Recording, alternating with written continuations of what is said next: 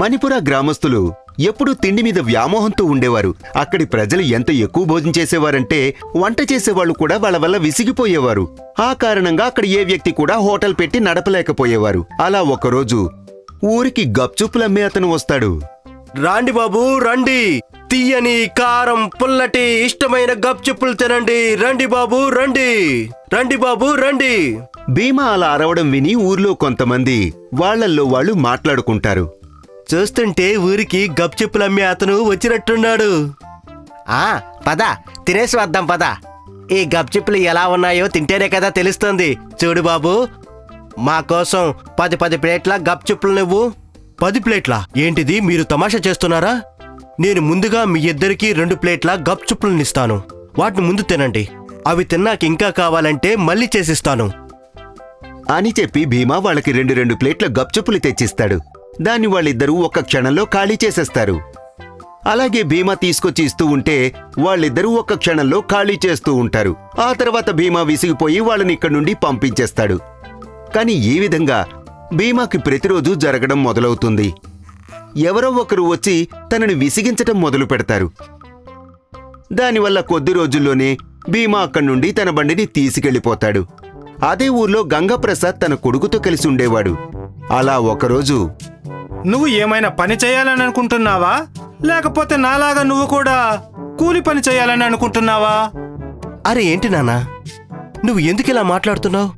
నీ కొడుకు ఖచ్చితంగా పెద్ద బిజినెస్ చేస్తాడు. ఇదే ఊర్లో మంచి పేరు తెచ్చుకుంటాడు నాన్నా. ఈ ఊర్లో నువ్వు ఏం బిజినెస్ పెడతావు బాబు? చూస్తున్నావు కదా ఈ ఊరి పరిస్థితి.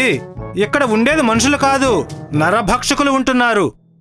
ఎంత భోజనం తిన్నా కూడా వాళ్ళకి అసలు కడుపు నిండదు. వాళ్ళకి గనక వీలైతే మనుషులను కూడా తినేసేస్తారు. నాన్నా, నువ్వు చెప్పిందైతే నిజమే, కానీ బిజినెస్ ని నేను ఇదే ఊర్లో చేస్తాను నాన్నా. కొన్ని రోజుల్లోనే ఊరి చివర పెడతాడు రవిశంకర్ ధాబా. రవిశంకర్ తన ధాబా బయట మెనూ బోర్డుని పెడతాడు. అప్పుడే అక్కడికి 2 వ్యక్తులు వస్తారు.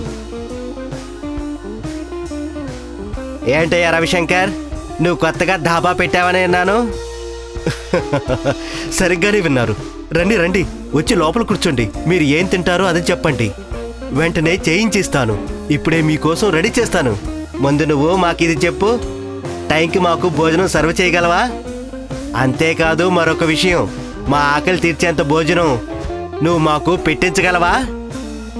తప్పకుండా అన్నా, ఎందుకు పెట్టించను? నా మీద నాకు పూర్తి నమ్మకం ఉంది. అంత కాన్ఫిడెన్స్ ఉంటే పద మరి, ముందు మనం బెట్టు కట్టుకుందాం. ఏంటి, ఏం బెట్టు? నువ్వు మా కడుపు నింపడంలో విఫలమైతే మేము తినడానికి డబ్బులేము. ప్రతిరోజు ఇక్కడే ఉచితంగా భోజనం తింటాం. భోజనం. ఒకవేళ గనుక నేను మీ ఆకలి తీర్చడంలో విజయం సాధించానంటే అప్పుడు మేము కూడా నీ భోజనానికి రెట్టింపు డబ్బులు ఇస్తాం. ఏంటి, ఒప్పుకుంటావా? తప్పకుండా ఒప్పుకుంటాను. అయితే నువ్వు ఒక పని చేయి మరి, నీ డాబాలో అన్నిటికన్నా స్పెషల్ అలాగే ఖరీదైన డిష్ ఏదైతే ఉందో దాన్ని తీసుకురా. సరే, మీరిద్దరూ ఇక్కడే ఉండండి, నేను ఇప్పుడే వస్తాను అని చెప్పి రవిశంకర్ ధాబా వంటగదిలోకి వెళతాడు. కొంతసేపటి తరువాత ధాబా మనుషులతో తను ఒక పెద్ద మసాలా దోశని ఒక చాలా పెద్ద ప్లేట్లో పెట్టించి తెస్తాడు. దాన్ని చూసిన తర్వాత మెంటూ కన్నా కళ్ళు బైర్లు కమ్ముతాయి.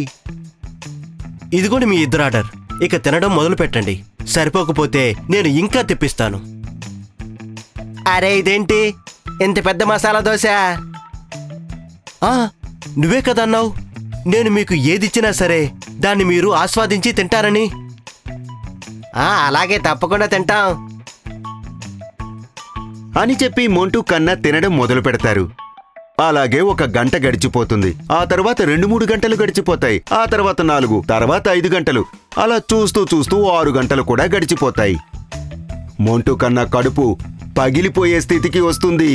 కానీ ఆ మసాలా దోశ ఎంత పెద్దది అంటే 6 గంటల పాటు తింటూనే ఉన్నా సరే అందులో సగం కూడా ఖాళీ అవ్వలేదు. అప్పుడే కన్నా అంటాడు, చాలు బాబు చాలు, ఇక దీన్ని తినడం మా వల్ల కాదు. మేము ఓడిపోయామని ఒప్పుకుంటున్నా. ఇక మేము దీనిని తినే అవకాశమే లేదు. తింటే మా ఇద్దరి కడుపులు పగిలిపోతాయి. ఇదిగో నీ డబ్బులు తీసుకొని మమ్మల్ని ఇక వదిలిపెట్టు. మోంటూ అలా అన్న తరువాత రవిశంకర్ నవ్వుకొని డబ్బులు తీసుకుంటాడు. మమ్మల్ని వెళ్ళనివ్వు. అని చెప్పి ఇద్దరు అక్కడి నుండి వెళ్లిపోతారు. తర్వాత ఏముంది, నెమ్మదిగా రవిశంకర్ దాబాకు జైంట్ మసాలా దోశను తినడానికి అందరూ లైన్ కట్టి మరీ వస్తూ ఉంటారు. ఒక్క దోశ ఆర్డర్ చేస్తే చాలు, మొత్తం కుటుంబం అంతా అదే తినొచ్చు. ఇక ఆ విధంగా రవిశంకర్ మసాలా దోశ ఊరంతా ఎంతో ఫేమస్ అయిపోతుంది. అప్పుడు ఊర్లో ఎవరైనా వ్యాపారం చేయాలనుకుంటే ఇదే వ్యాపారం చేస్తున్నారు. వాళ్ళు కూడా giant samosa, giant jalebi, giant paratha లాంటివి. దానివల్ల మణిపురంలో వాళ్ళ వ్యాపారం సాఫీగా సాగిపోతుంది. మణిపుర తిండిపోతులకు కాస్త బుద్ధి వస్తుంది. దానివల్ల వాళ్ళందరినీ విసిగించడం మానేస్తారు. అందరూ ఎంతో సంతోషంగా ఉంటారు.